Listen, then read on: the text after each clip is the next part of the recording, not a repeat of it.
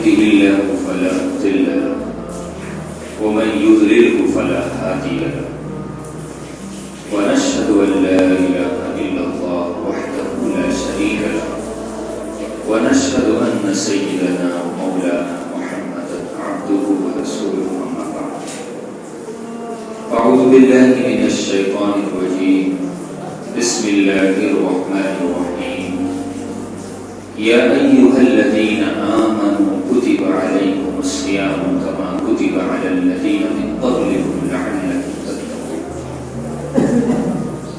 وقال تعالى شهر رمضان الذي أنزل فيه القرآن هدى للناس وبينات من الهدى والفرقان فمن شهد منكم الشهر فليصم ومن كان مريضا أو على سفر فعدة من أيام أخر يريد الله بكم اليسر ولا يريد بكم العسر ولتكملوا العدة ولتكبروا الله على ما هداكم ولعلكم تشكرون.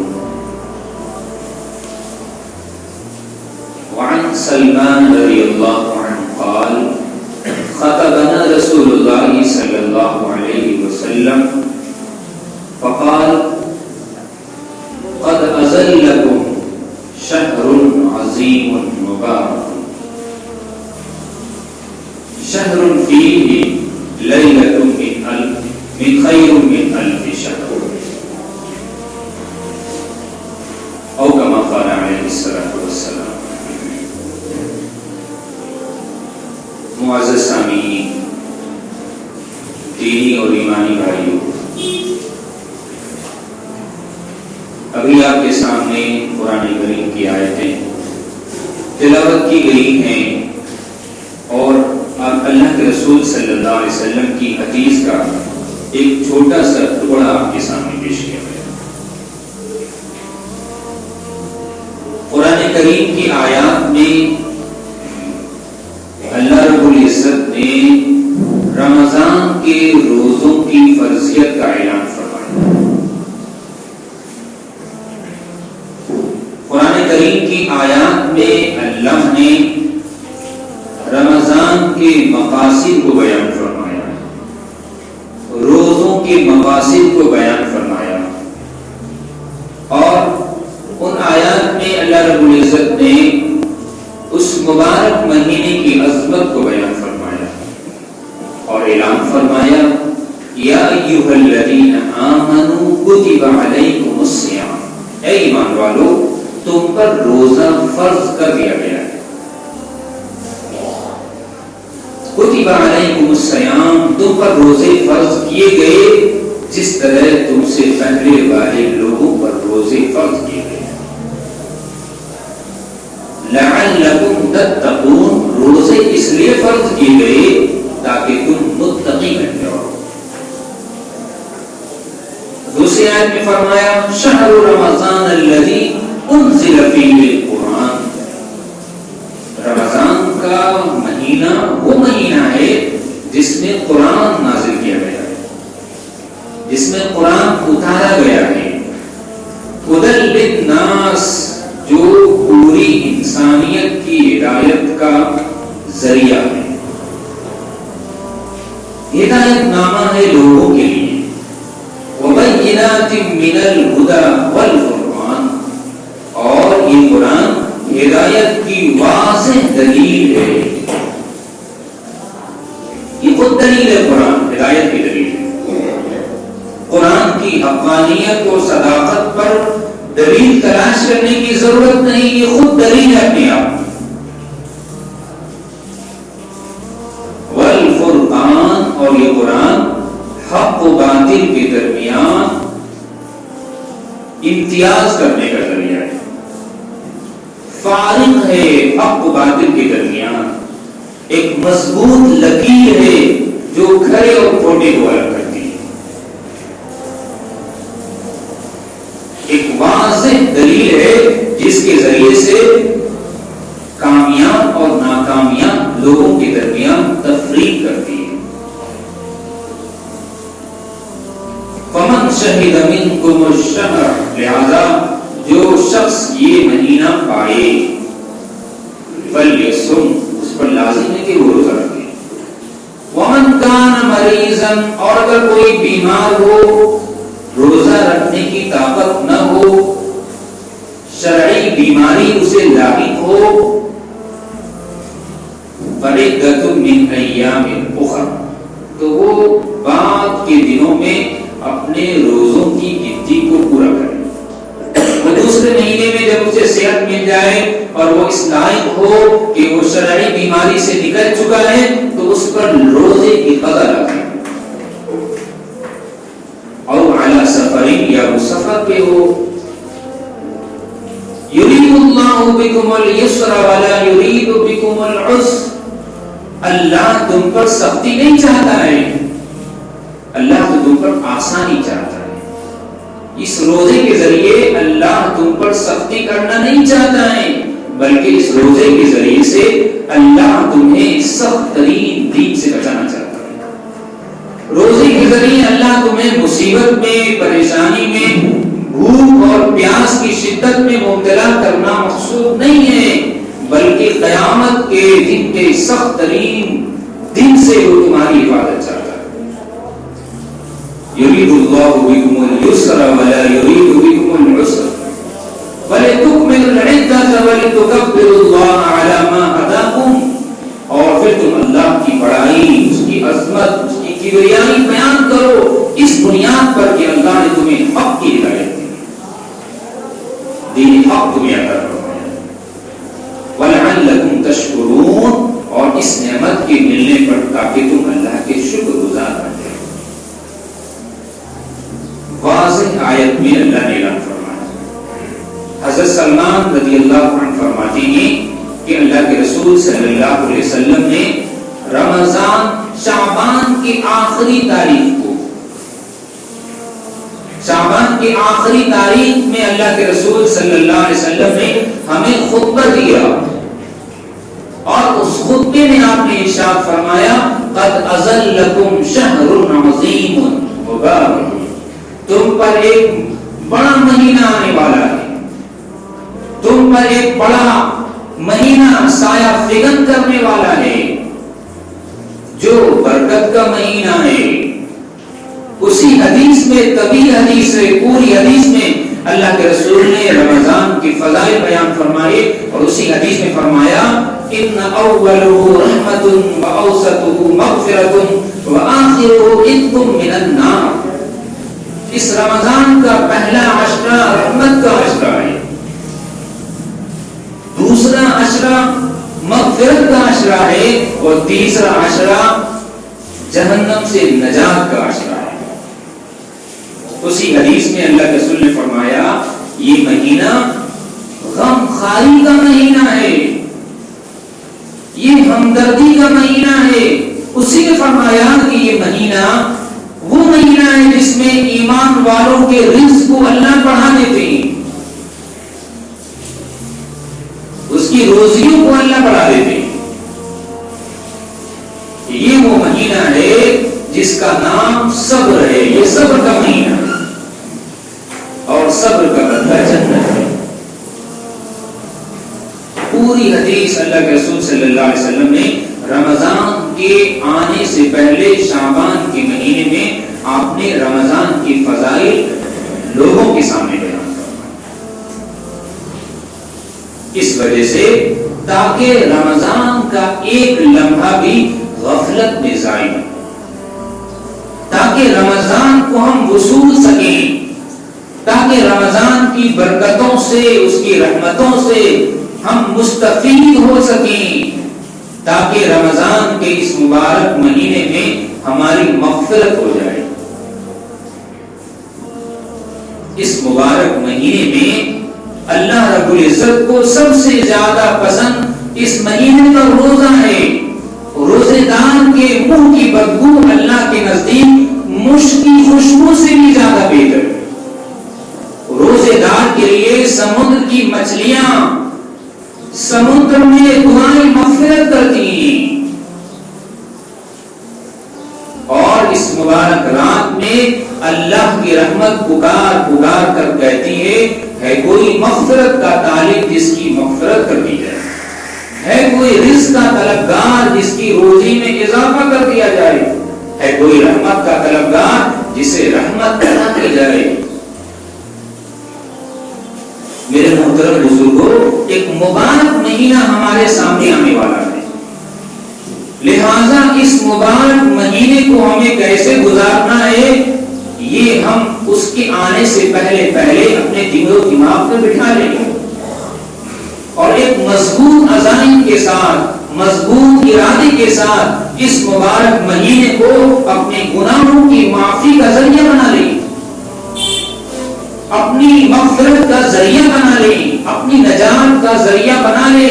پتہ نہیں آئندہ رمضان ہم میں سے کس کو نصیب ہو یا نہ ہو۔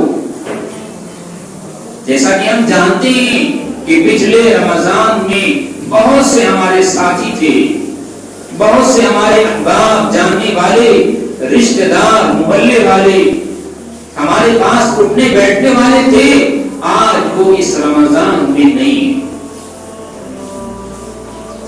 اس لیے ہم اسے غنیمت سمجھیں، ہم اسے اپنے لیے رحمت سمجھیں اور اپنی نجات کا ذریعہ سمجھیں۔ اسی لیے تو اللہ کے رسول صلی اللہ علیہ وسلم نے ایک مرتبہ صحابہ کرام سے فرمایا کہ قریب آ جاؤ، منبر کے قریب آ جاؤ۔ صحابہ کرام منبر کے قریب تشریف لے آئے۔ اس کے بعد اللہ کے رسول صلی اللہ علیہ وسلم منبر پر تشریف فرما ہوئے، پہلے سینے پہ قدم رکھا تو فرمایا آمین، دوسرے سینے پہ قدم رکھا تو فرمایا آمین، تیسرے سینے پہ قدم رکھا تو فرمایا آمین۔ کعب بن عجرہ رضی اللہ عنہ فرماتے ہیں کہ ہمیں تعجب ہوا کہ آپ صلی اللہ علیہ وسلم نے ایک خلاف معمول عمل کیا ہے، کبھی ایسا کرتے نہیں تھے۔ آج کوئی اہم بات پیش آئی ہے جس کی بنیاد پر آپ آمین آمین آمین فرما رہے تھے۔ جب آپ خطبے سے فارغ ہوئے تو آپ صلی اللہ علیہ وسلم نے خود ہی اس کی تشریح فرمائی اور ارشاد فرمایا کہ تمہیں پتا ہے کہ میں نے کس بات پر آمین کہی؟ پہلی مرتبہ جب میں نے پہلے زینے پہ قدم رکھا تو جبرائیل امین نے یہ دعا کی تھی کہ اللہ ہلاک کرے اس بندے کو جو رمضان کا مبارک مہینہ پائے اور اس میں اپنی مغفرت اللہ سے نہ کرا لے۔ رمضان کا مبارک مہینہ پائے اور وہ اس مبارک مہینے کو ضائع کر دے، اس میں اللہ سے اپنی معصیت کی مغفرت نہ کرائے، ایسا بدنصیب انسان ہلاک ہو جائے۔ جبرائیل امین کی یہ دعا ہے اور آپ نے فرمایا آمین۔ یہ فرمایا کہ وہ شخص ہلاک ہو جائے جس کے سامنے پیارے نبی حضرت محمد صلی اللہ علیہ وسلم کا تذکرہ ہو اور وہ بخیل شخص اپنی زبان سے کم صلی اللہ علیہ وسلم نہ نکالے۔ آپ نے فرمایا آمین۔ اسی لیے جب بھی اللہ کے رسول کا نام آئے تو ہم پر لازم ہے، ہم لازم سمجھیں اس کو کہ کم سے کم آپ کے نام کو سنتے ہی زبان سے کیا نکلے؟ صلی اللہ علیہ وسلم، یہ درود ہے۔ تیسری دعا جبرائیل امین کی یہ تھی کہ ہلاک ہو جائے وہ شخص جو اپنے والدین، بوڑھے والدین کو پائے یا ان میں سے کسی ایک کو پائے، پھر ان کی خدمت کر کے، ان کو راضی کر کے اپنے آپ کو جنت کا حقدار نہ بنائے۔ آپ صلی اللہ علیہ وسلم نے فرمایا آمین۔ یہ تینوں دعا جبرائیل امین کی ہے اور ان تینوں دعاؤں پر آمین سید کونین حضرت محمد صلی اللہ علیہ وسلم کی زبان مبارک سے۔ اب آپ سوچئے، اندازہ لگائیے کہ میرے بھائی اس دعا کی قبولیت میں، اس بد دعا کی قبولیت میں کوئی شک ہی نہیں ہے۔ اس لیے فرمایا بڑا بدنصیب ہے انسان جو اس مبارک مہینے کو پائے اور اس مبارک مہینے کو غفلت میں گزار دے۔ اس لیے رمضان کے آنے سے پہلے ہمیں رمضان کے لیے تیار کرنا ہے، اپنے نظام الاوقات کو تیار کرنا ہے، اپنے سونے اور جاگنے کے نظام کو تیار کرنا ہے، اپنے کھانے پینے کے نظام کو تیار کرنا ہے، اپنی عبادتوں کے نظام کو تیار کرنا ہے، اپنے کاروبار، اپنی دکان اور اپنی تجارت کے ایک نظام کو بنانا ہے تاکہ ایک لمحہ بھی اللہ کی عبادت سے غافل نہ رہے، تاکہ رمضان کا یہ مبارک مہینہ غفلتوں میں نہ گزرے۔ اس مبارک مہینے کے فضائل میں اللہ نے قرآن کا تذکرہ فرمایا ہے۔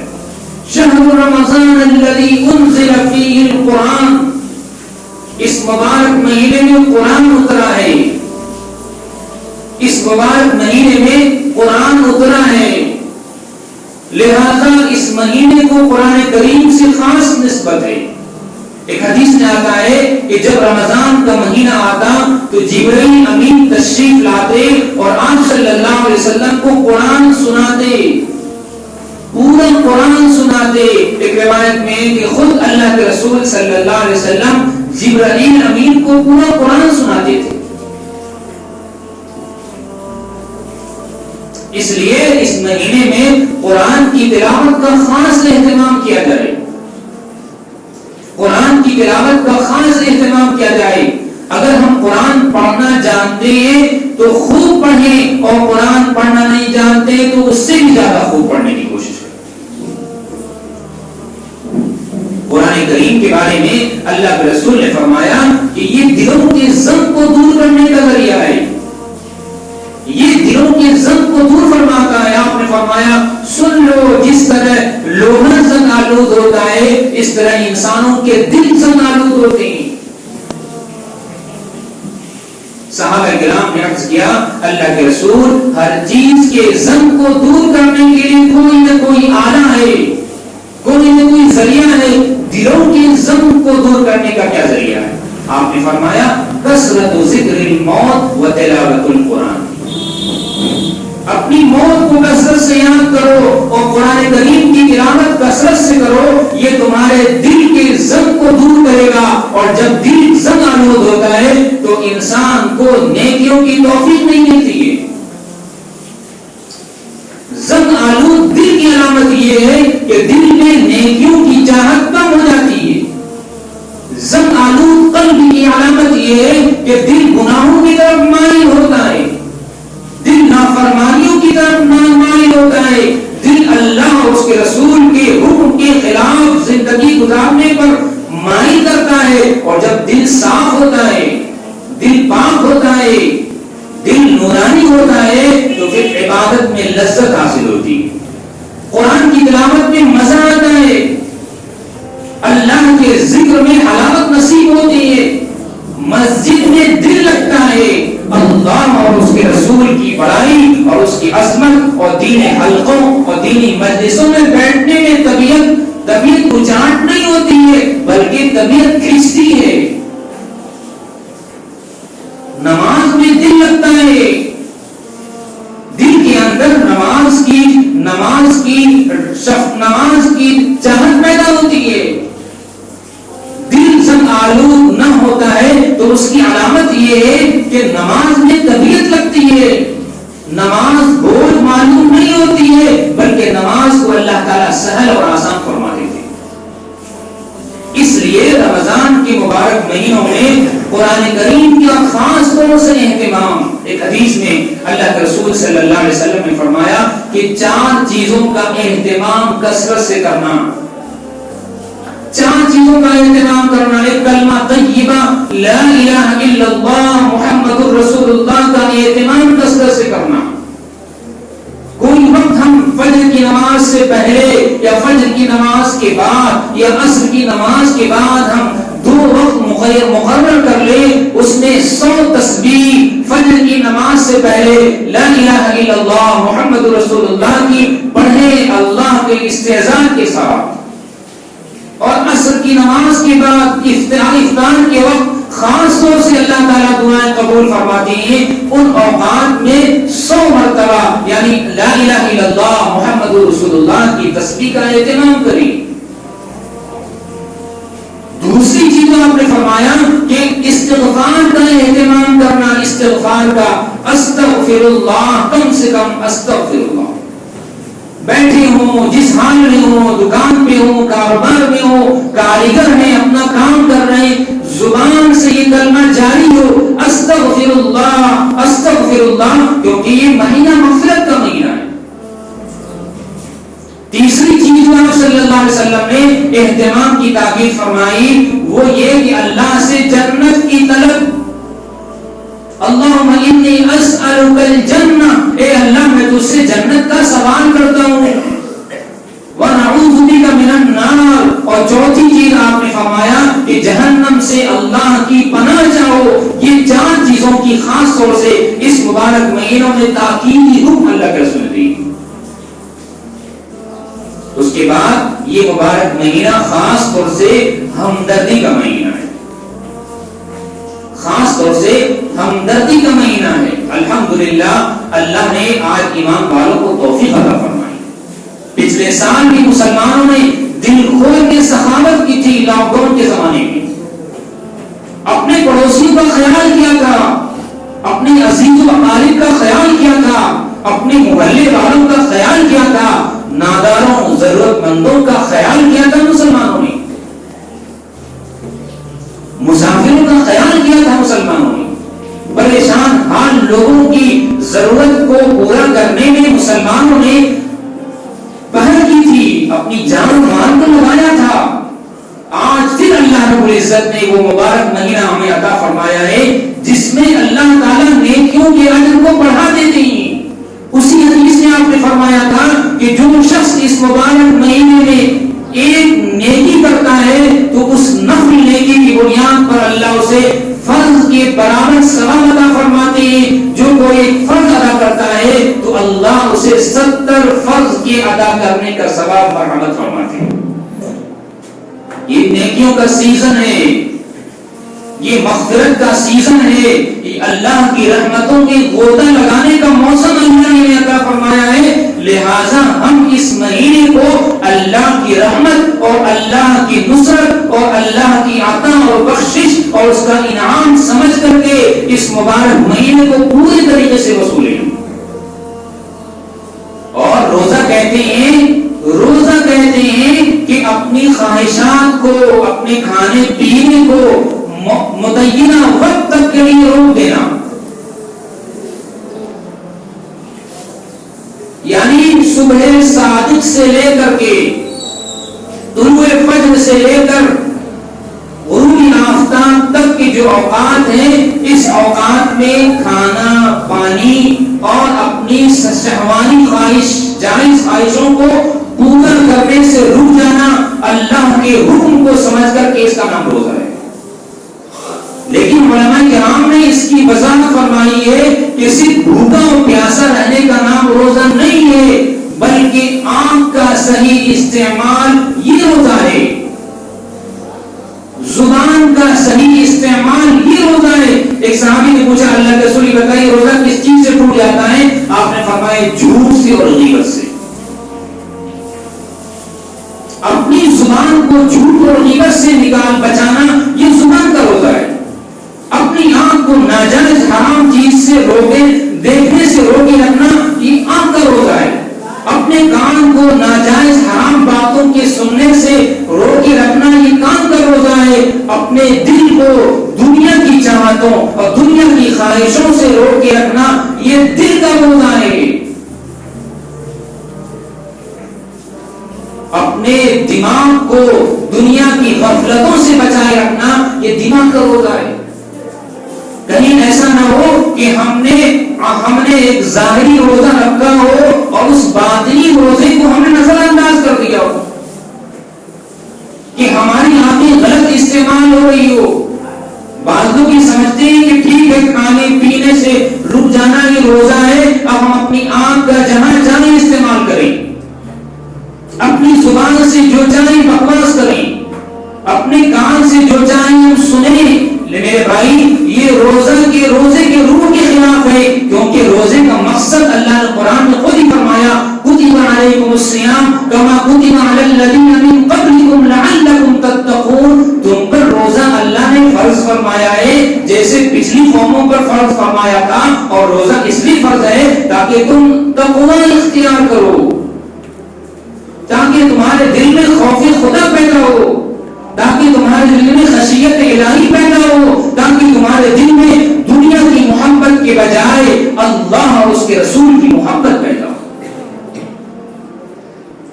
لعلکم تتقون، تاکہ ہم اللہ کی معصیت سے دنیا میں ہم اپنے آپ کو بچائیں اور اس کے نتیجے میں اللہ قیامت کے اپنے عذاب سے ہماری حفاظت فرمائے۔ جب ہم دنیا میں روزے کے ذریعے سے اللہ کے اوامر سے اور اللہ کی نواہی سے اپنے آپ کو بچائیں گے، یعنی اس کی نافرمانی سے اپنے آپ کو بچائیں گے، تو کل قیامت کے دن اللہ تعالیٰ اپنے عذاب سے ہماری حفاظت فرمائیں گے۔ اس لیے اس رمضان المبارک کو ہم اللہ کی رحمت سمجھیں، اور اس میں قرآن کا اہتمام، خاص طور سے تراویح میں قرآن کریم کے سننے سنانے کا اہتمام ہو۔ پورے سال میں اللہ نے ایک مرتبہ ہمیں یہ موقع عطا فرمایا ہے، یہ شرف عطا فرمایا ہے، اور اللہ نے یہ اسباب ہمارے لیے فراہم فرمایا ہے کہ ہم قرآن کریم کو کسی حافظ کے پیچھے سورہ فاتحہ سے لے کر سورہ ناس تک مکمل 30 پارے ہم سنیں، مکمل 30 پارے ہم سنیں، تاکہ ہمارے دل کا زنگ دور ہو جائے، تاکہ اللہ کی رحمتیں ہم پر نازل ہو۔ قرآن کریم کے بارے میں خود قرآن نے فرمایا فَإِذَا قُرِئَ الْقُرْآنُ فَاسْتَمِعُوا لَهُ وَأَنصِتُوا لَعَلَّكُمْ تُرْحَمُونَ، جب قرآن کی تلاوت کی جائے تو خاموشی اختیار کرو اور پوری توجہ غور سے سنو، تاکہ تم پر اللہ کی رحمت نازل ہو۔ اللہ کی رحمت کے نزول کا ذریعہ ہے یہ قرآن۔ جس گھر میں قرآن کی تلاوت ہوتی ہے اس گھر میں اللہ کی رحمت اترتی ہے۔ جس دل میں قرآن محفوظ ہے وہ آباد گھر کی طرح ہے، اور جس دل میں قرآن محفوظ نہیں وہ ویران گھر کی طرح ہے۔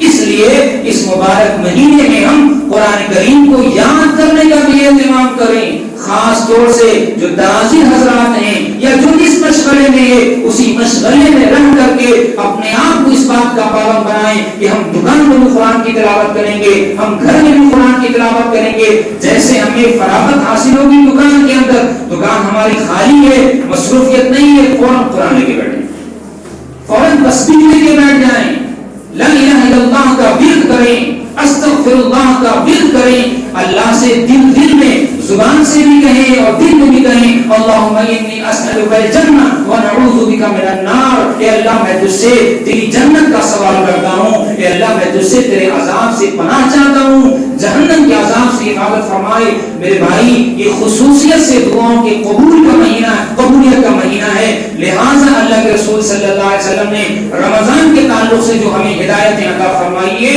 ان ہدایت کی روشنی میں انشاءاللہ تعالی اگر ہم اپنے وقت کو گزاریں گے اور رمضان کی مبارک مہینے کا انہیں اعمال کی پابندی کے ساتھ انشاءاللہ کریں گے تو اللہ دنیا کی بلائیں، دنیا کی مصیبتیں، دنیا کا عذاب، دنیا کی ذلت اور دنیا کی رسوائی سے بھی اللہ کی طرف سے حفاظت کا وعدہ ہے۔ ہم یہ سمجھتے ہیں کہ حالات کسی کی طرف سے، حالات اللہ کی طرف سے۔ قرآن میں اللہ نے فرمایا ہے، قرآن میں اللہ نے فرمایا ہے کہ اگر اہل کتاب کے بارے میں فرمایا وَلَوْ أَنَّهُمْ أَقَامُوا التَّوْرَاةَ وَالْإِنْجِيلَ لَأَكَلُوا مِنْ فَوْقِهِمْ وَمِنْ تَحْتِ أَرْجُلِهِمْ، کہ اگر یہ اہل کتاب اپنے اوپر نازل کی ہوئی کتابوں پر، تورات و انجیل پر عمل کر لیتے تو ہم اسے آسمان سے بھی کھلاتے اور اسے زمین سے بھی کھلاتے، آسمان سے بھی اللہ کی رحمتیں اترتی اور زمین سے بھی اللہ کی رحمتیں اترتی۔